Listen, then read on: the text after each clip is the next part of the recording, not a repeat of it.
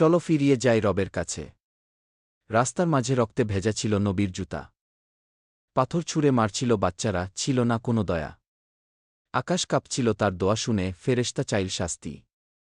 কিন্তু তিনি বললেন, আমি অভিশাপ দিতে আসিনি।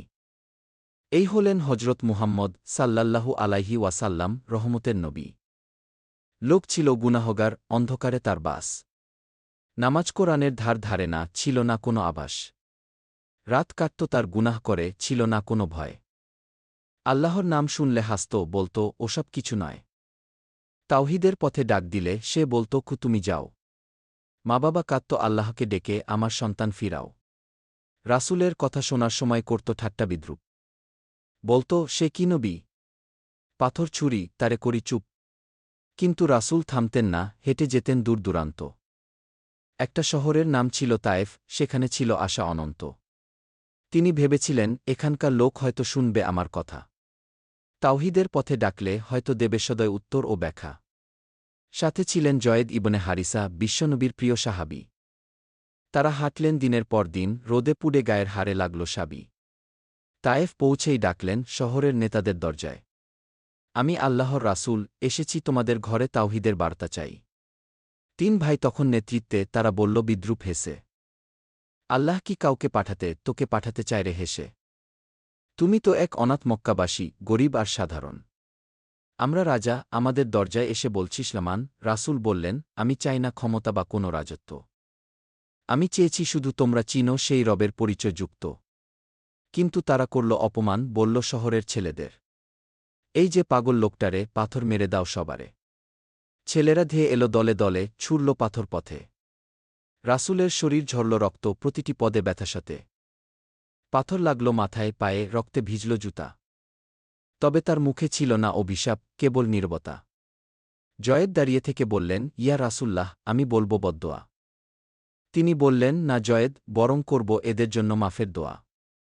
তারা যখন শহরের বাইরে এলেন, এক বাগানে গিয়ে থামলেন। ছায়ায় বসে আল্লাহর কাছে হাত তুলে কান্না করলেন। বললেন, হে আল্লাহ, আমি তোমার কাছেই অভিযোগ জানাই। আমি দুর্বল, লোকেরা আমার সাথে করছে অপমান ও ঠুনাই। তুমি যদি আমার উপর রাগ না করো, তবে আমি কিছুই মনে করি না। তোমার রহমতই আমার চাওয়া, এই কষ্ট মধুর মনে হয় যেন। আমি আশ্রয় চাই তোমার নূরের কাছে, যে সব অন্ধকার দূর করে। তুমি যদি আমার উপর সন্তুষ্ট থাকো, তবে আমি সব কষ্ট গ্রহণ করে যাই কবুতরে। এই দোয়া শুনল আসমান, কাঁপল ফেরেশতারা তাতে। জিবরাইল এলেন দ্রুত, পাহাড়ের ফেরেশতা সাথে। বললেন, ইয়া রাসূল, আপনি যদি বলেন তবে পাহাড় চাপিয়ে দেব তাদের উপর। এই তায়েফবাসী আর থাকবে না, নিশ্চিহ্ন হবে কুফরের ঘর। তুমি বললে, আমি বদদোয়া করতে আসিনি, বরং দয়াই আমার পাথে। আমি চাই এদের সন্তানদের মাঝে কেউ যেন হয় ঈমানের বাহক হয়ে বয়ে। এই হল হজরত মুহাম্মদ সাল্লাল্লাহু আলাইহি ওয়াসাল্লাম এর করুণা। শত্রুর জন্যও চেয়েছেন হেদায়েত, ক্ষমা করেছেন বিনা কারণে। বাগানের মালিক ছিল কুরাইশ, উতবা ও সাইবা নাম তার। তারা বলল, একে কিছু ফল দাও, যাতে শরীর পায় একটু সঞ্চার। তারা পাঠালো এক খ্রিস্টান গোলাম, নাম ছিল আদাস। সে এসে ফল দিল হাতে, দেখে রক্তে ভেজা রক্তলাস। রাসূল বললেন, তুমি কোথাকার? সে বলল, খিনিনোয়ার সন্তান। তুমি বললে, তুমি তো ইউনুস আলাইহিসসালাম এর জাতির প্রতিনিধি মহান। আদাস কাঁপতে লাগল, বলল, তুমি তাকে কিভাবে চেনো? তুমি বললে, আমি একজন নবী, তিনিও আমার ভাই ছিলেন যেমন হেন। আদাস জড়িয়ে ধরল তোমার পা, কাইতে লাগল হায়। বলল, তুমি সত্য নবী, আমি নমান আনলাম, এটাই সত্য আয়। তায়েফের শহরে অপমান, পাথর আর রক্তের বন্যা। কিন্তু সেই দিনেই একজন মানুষ পেল হেদায়েতের আলোক ছায়া। রাসূলের চেহারায় ছিল রক্ত, কিন্তু অন্তরে শান্তি। কারণ তার দাওয়াত ছুঁয়েছিল একটি হৃদয়, এক আলোর শান্তি। যেখানে কেউ দুঃখ দেয়, তুমি ভালোবাসা দাও।